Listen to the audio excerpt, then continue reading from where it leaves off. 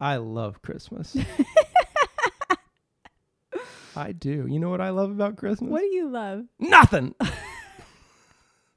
That is not true. I will tell you, though, it will be a lot more enjoyable if you pay attention to these 4 tips on abundance. Teach me, to baby. enjoy what is right now in the moment. Mama says namaste. Mama says namaste. Making a family can be easy and fun. Oh, yeah, but raising a family can be a whole different story. From spouses to kids to the crazy daily grind, life often directs us away from connection and more into reactive chaos. If you're tired of that cycle and are seeking something beyond the picket fence blues, this is the show for you. I'm Ashley. And I'm Nathan. And we're here to take you from chaos to clarity by bringing awareness and intention into your home, not waiting for one day, and highlighting how The uniqueness in each of us strengthens all of us. Take a deep breath in and let's start a brand new day. With Mama says namaste. Okay, so I apologize for always laughing at you when you say you love Christmas, but Why? I love Christmas. I see the lies beneath your eyes. The lies beneath my eyes. Listen, Yes. Christmas holds a very special place in my heart, and it has ever since I was a little boy. Uh-huh. Do tell. I don't want to tell. It's a sad story. All right, well, regardless of what you feel about the holidays, they're happening. And they're happening, this holiday is happening in 10 days. 11 days. 11 days. There are a lot of different approaches to Christmas. There are lots of different people or different traditions, different areas of why Christmas is important for you and for your family. We also recognize Christmas can be that time that it's really wrapped up in a lot of resentment, obligation, frustration, anxiety, and everything else as we try to create what we think is going to be the beautiful situation. It's all the type of energies that build the best kind of memories. Right. Well, so we want to try to not have that be the main focus of it. And we wanted to share with you 4 tips on abundance to make your holidays shine this year.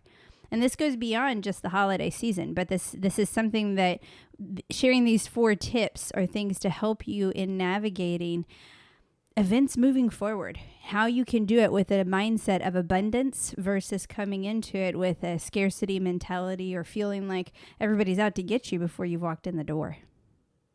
So first and foremost, what are you attracting in your life? Well, if I'm stressing out, it's got to be good stuff, right? Right.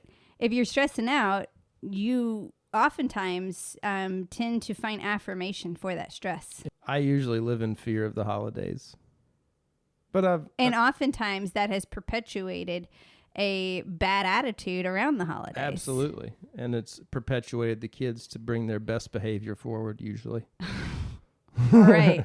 And blame that one on me, I guess. At least the first couple of years. Well, that it really does make a difference. I mean, what is our perspective even around a holiday or around an event? If we're going into it with the anticipation of it being a stressful situation, it most likely will be. And that's something that, I mean, we have seen affirm more time and time again in our lives. You know, what you put out there, you get back. Yeah. Whether you mean to or not. Like sometimes you can be totally in your la land thinking about all the things you've got to do. And you're cruising down the street and you bump into the other grumpy person that's in la land, and then y'all duke it out. Mm-hmm. But I mean, that's just the kind of stuff that happens during the holidays. I mean, the traffic here has changed completely. And so you can see the energy in people, and the holidays are revving up and everybody's getting excited about it. And just calming yourself and changing that energy. I mean, we just forget how much control we have over that. Right. And so we really want to stress before we go into this, I mean, what you are focusing on is going to be what will be affirmed and show up in your lives. And so the more that you, I mean, that's the essence of the law of attraction. If we want the exact definition here, Esther Hicks, who wrote the book, The Law of Attraction, says, use whatever excuse you can to vibrate in harmony with those things you've been saying you want. And when you do, those things that are a vibrational equivalent flow into your experience in abundance. Not because you deserve it, but it's the natural consequence of the law of attraction.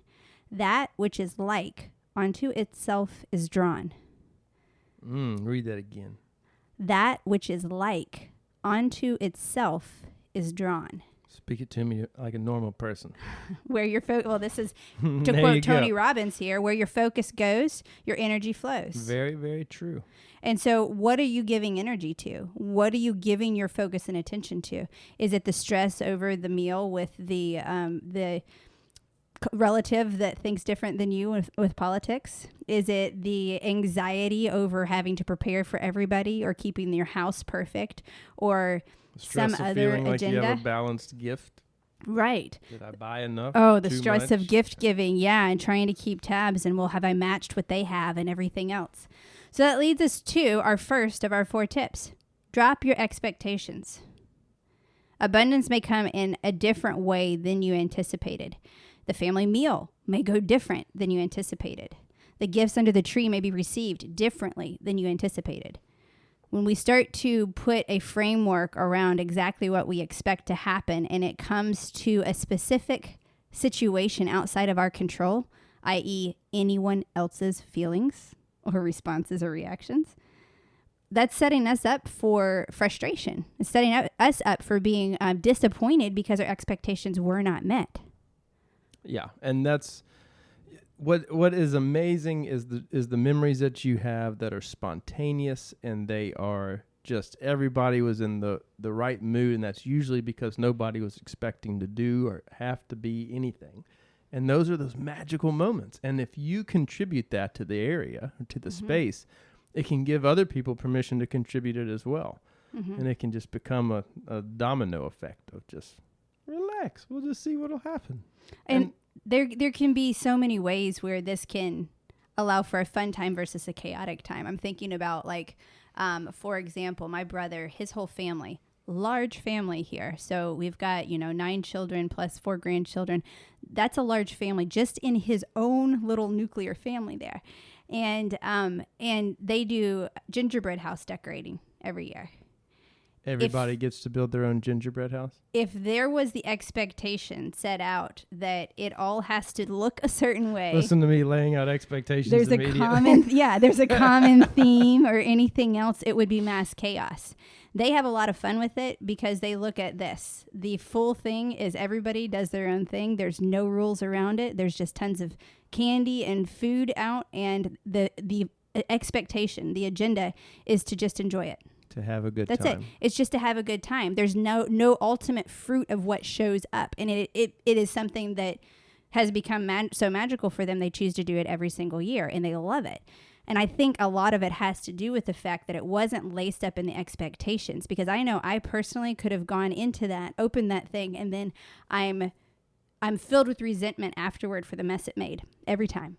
Oh God, I have to clean up this mess again. I could see how I could create something where it would be where I would face that gingerbread house decorating with resentment. No, look at it like a dad. Drop all expectations. Like, y'all eat it off the floor or it's getting sucked up by the shop vac in 20 minutes. Well, and that's the thing. They figure it out. They make it work. They all assign roles. They all pitch in and they help because they're looking at, hey, this is supposed to be an enjoyable time. If it's not an enjoyable time, why the heck are we adding it in as a family tradition? Ooh, keep that in mind. Drop the expectations of the way things are going to present or look or way people are going to act. Focus your expectations on what you are in full control of. I expect to enjoy myself. I will figure out a way to make that happen because that's 100% in my control. I expect to present love in my approach in the way that I deal with people. My expectation is that I am going to think wisely about the things that I say and what conversations I choose to get involved in. Yeah, I expect to respond respectfully. Right. And not have to dig my heels in. Right. Drop any expectation that has to do with an external factor out of your control. If you have any expectations that have to do with how your children are going to behave or your relatives are going to behave or the stranger on the street or anything or the weather, that is out of your control. Look at what is in your control and keep your expectations very simplified to only that and then follow through with those. All right, Ashley, I'm driving my avatar. Now what do I do? All right. Number 2, don't have a scarcity mentality. again, with those words of Tony Robbins, where your focus goes, your energy flows. And when we are focused on what we don't have, our world can become a huge comparison trap of what others have. And so in that, though, you have to keep in mind it is all relative. So you may not have the flashy car or the biggest cushion in the bank, but it may be that your neighbor down the street is looking with envy at your happy home while hers is falling apart around her. And someone else may be looking and just dreaming for anyone to care about them. Yeah.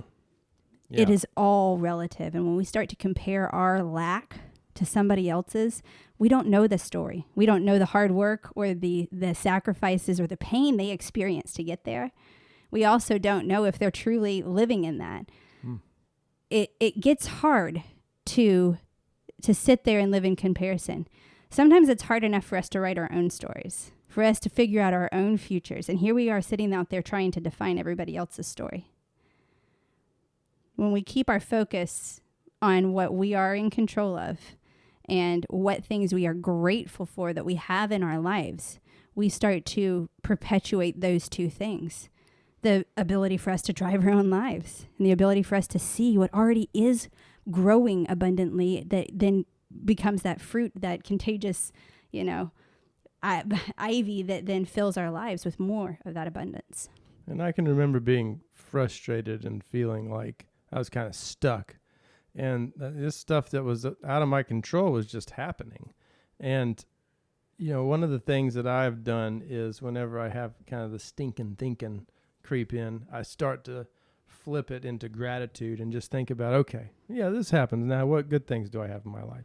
Mm-hmm. And the more I start to do that and train my head to kind of think in that space, the easier it has gotten to where, I haven't even really thought about, what other people have in so long. When you're saying that, I haven't envied that. And so, I forget how, I was riding with the group and they were all Googling a car, and I just forget how much we love stuff and those things. So we all like stuff. Yeah. So if you're struggling with that scarcity mentality, start first with just looking at finding joy in what is going well in your life. Mm-hmm. What things do you have that you are grateful for, and start building that gratitude list. It really makes a huge shift in your approach and in how much you're spending your time comparing to others, while losing sight of yourself in the process. Yeah, you are where you are at. What all have you overcome to get there? What lessons have you learned? What opportunities have there been in your life that have helped you to grow into the person you are now? And find those things that you can be grateful for and proud of. Yeah. All right, number 3, fill people's buckets. And this is something, if you are feeling like you are at your wit's end, you are having a hard time, I know it seems counterintuitive, but when we are at our lowest, sometimes that's our absolute best opportunity to reach out and help someone else. Because we oftentimes can find people a lot lower. Mm-hmm. And there are a lot of different stories out there. And the holiday season is a time of highlighting those needs in a lot of places. And you have all kinds of different charities and organizations that are highlighting everybody who's not having a wonderful Christmas this year, whatever those issues are. I love, last week I shared about different places that you can go that are great ones that make a positive impact for shopping, for gifts and everything. And one of them is the Greater Good Network, and their stores you can shop to save pets, people, or planet. And you can choose, and then they are linked to specific charities and organizations that are focused on helping animals, helping people, and saving our planet. But helping can be really subtle. Helping can just be a smile or a hello or a good morning or a speaking to a neighbor. One of the things that I realized as we came into the cul-de-sac is how busy all of our lives are and how seldom we stop to chat with each other. Mm-hmm. And it's easy to get on that treadmill. And in that treadmill, sometimes when we're filling people's buckets, we're kind of filling them up for a reason when we're working. We're doing it for a trade in a lot of ways. But when you fill people's buckets just because you can, just because you're in that moment and you can help easily and quickly, it it's nice because it changes somebody's attitude. I mean, we've got a neighbor that, I mean, she used to complain quite a bit to us, and I'd listen, but I've noticed how it's changed a little bit more and more, and it's become less and less and of the complaint and more of the, well, this is good and this is happening, and it's amazing how when you are okay with being that space of, well, stuff happens. What else is going on? Well, that just moving on like that is, it can fill somebody's bucket to realize that the positivity is a great way to sit in rather than the negativity. Right. Anytime you're showing kindness, you're offering help or support or investing in the lives of another, you're filling their bucket. And the amazing thing is, even when you're feeling completely down, if you take that little bit of effort to fill someone's bucket, and just like you said, even something as simple as a smile or a quick compliment, it not only fills their bucket, but it fills yours too. It feels really good to give. If you have young children and you really want to hone this concept in, I have sent this Have You Filled a Bucket series to so many different families I have worked with. It's actually a lot of adults that could read the book. Yeah, it is.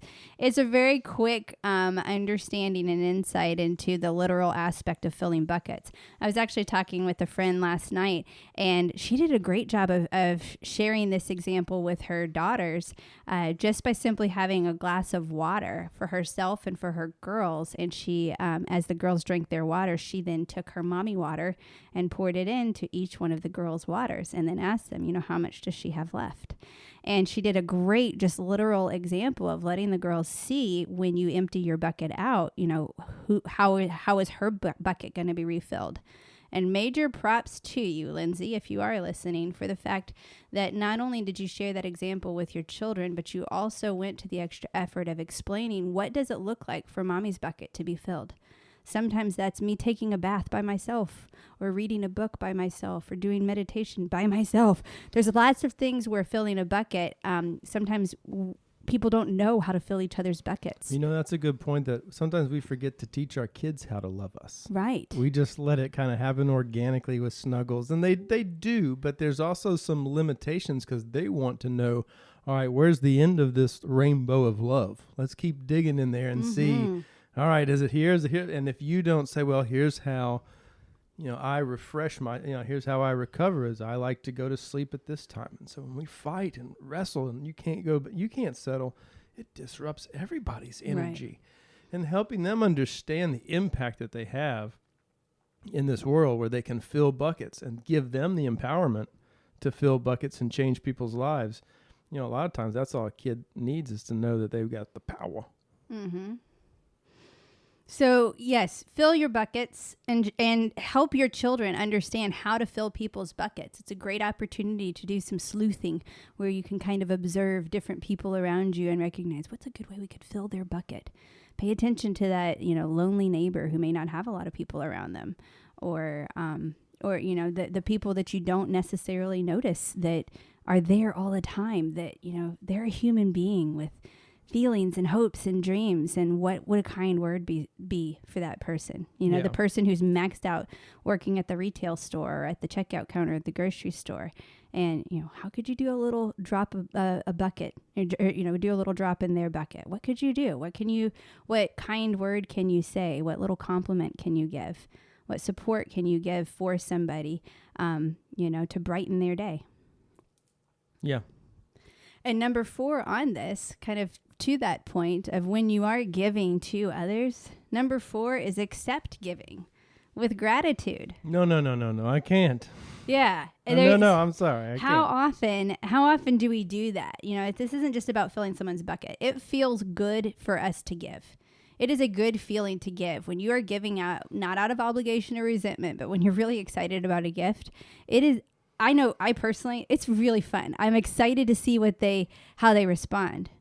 Yep. Well, what kind of response is it? Is if oh, you shouldn't have, or oh no, I can't accept that, or oh man, I don't know if I can fit into that, or whatever.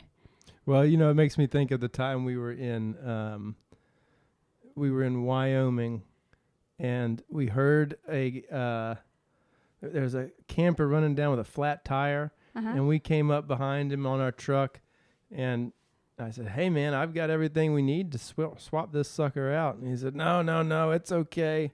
You know, I've got a company that's supposed to come out. We're calling them now." And I said, "That's fine. I mean, that can take hours, and I'm here now. Which do you prefer?" Yeah. And he's like, "Okay, let's do it." And so it took, I mean, at first he declined me, but it took that for him to realize, to that, recognize. okay, well, let's do that. And I said, I'm a camper. I do this all the time, and people have helped me out. So I'm just paying back into that bucket here. You can be the privilege of that, or I can go on my way. I don't care. Right. Yeah, we oftentimes, oh no, because it's an inconvenience for somebody else. Well, if somebody is offering to help, if somebody's offering support, if somebody's offering something, it's not your responsibility to weed through their need of obligation. Yeah. It's not your responsibility to determine whether they're giving that freely or with resentment or any story they're attaching to it. They're giving a gift. Are you able to accept it? Are you able to just say thank you? I mean, when we don't accept those gifts, what are we doing? Are we insulting their taste? Are we insulting their opinion? I just saw a post that one of my nieces shared that was talking about that when it comes to a relationship. And she was, the woman was creating all these stories about how I can't reach out to my boyfriend. He's going to be so annoyed. He's probably being inconvenienced and rolling his eyes about me and all of this kind of stuff. And it went through this whole spread where it basically was explaining, like, when he thinks about her, he thinks about all the ways she's loving him and all of the love he feels around her and supports her. When she was thinking about him, all she was doing was writing this story of how he didn't like it and he didn't want it to be around. And she's like, I'm not adding to this relationship by adding these stories of negativity that were completely written in my own head. Yeah, that's a one-sided relationship in a way. It's kind of like you have a relationship with somebody who doesn't really exist because you cooked them up in your head. Right, because you've created this person who is, obviously forced to be with you. I mean, don't assume that people are forced to give you a gift. If they're giving you a gift, if they're choosing to love you, appreciate that. Show gratitude for that. It just put yourself in the other person's shoes. Like, nobody likes to be rejected from giving. Now, if you have a legitimate reason, by all means, express your reason and thank Pride is not a legitimate reason, for the record. Oh, come on. I just need to add that one in. No, pride is not a legitimate reason. You're right. Accept help when it shows up. Accept help when it shows up. You know what? I had that happen, and we shared this a long time ago. We had a year of just crazy giving, like random strangers choosing to give to us at random times. And I mean, I had a situation where I had a lady who walked up to me in the middle of the skating rink and said, "I don't know, I'm so sorry. I know this is really weird. I don't really know why why I feel the need to do this, but I really feel called to give you this money. And I hope that it is helpful for you, and I hope you appreciate it." You said, no, thank you. I shop at a thrift store and I'm perfectly comfortable with it. No, I didn't. I honestly, it's not like we were nervous about putting food on the table. I didn't know. I mean, I didn't really need that money right there. But I also know that, boy, that was a big step for her. That was a big leap for her to do, for her to go out on faith and to do that. And I know that me saying thank you, I really appreciate it, felt really good for her. Yeah. And I didn't, I didn't go back and trash her behind her back or anything. I used that as a reminder of how important giving was. And I think we turned around and we gave that money as a tip. Gave it all back away, yeah. Yeah, because what we did is we ended up going and then going to the next restaurant we went to and giving that tip, giving that money as a tip on top of our tab, which we wouldn't have been able to do because we were at a point that we were watching our budget. We just weren't struggling. Well, we were able to go above and beyond to give something to somebody else because of this lady putting herself out there to a random stranger. Yeah, it's just moving that ball of good without dusting any negativity on it. And I think that's a really powerful thing, is to not worry about who cares about what she's thinking. I mean, she's just feeling good and wants to share that. Mm-hmm. And you don't have to take it offensively. You can take it as well, thank you, universe. I'm going to take this and share it with somebody else that I see in need. Right. Because you might make the same mistake. Right. You don't know what stories there are, how people are going to receive things, for sure. Your best thanks for a gift is to accept it. And notice I say to accept it and to show gratitude for it. That's it. It does not mean you accept the obligation of using the gift or the obligation of reciprocating the gift. You simply accept it for what it is. It is a gift. Thank you. I really appreciate you thinking about me. All right, so use these tips this holiday season. Enjoy the beauty of connection, generosity, and love, and let go of the fear in comparison. Take note of these 4 tips that go way beyond the holidays. How will you embark on in January with 1, dropping your expectations, 2, not having a scarcity mentality, 3, filling people's buckets, and 4, accepting giving with gratitude. I'm going to change my whole attitude about Christmas. I think I like Christmas now. I'm so glad. I'm really looking forward to all the fun we're going to have in the next few weeks, aren't The you? flavor of gingerbread brings a smile to my face. Woohoo! Remember, each moment is a clean slate for what you want your future to hold. So now is your step forward and not backward. Make it an abundant one. Give thanks for what is in your life. Enjoy your loved ones this season and beyond. Mm-hmm. And remember, The uniqueness in each of us strengthens all of us. Namaste. 1, 2, 3. Up with the rising sun, already on the run. Mama says namaste. Life is a tangled mess, and you don't have to stress.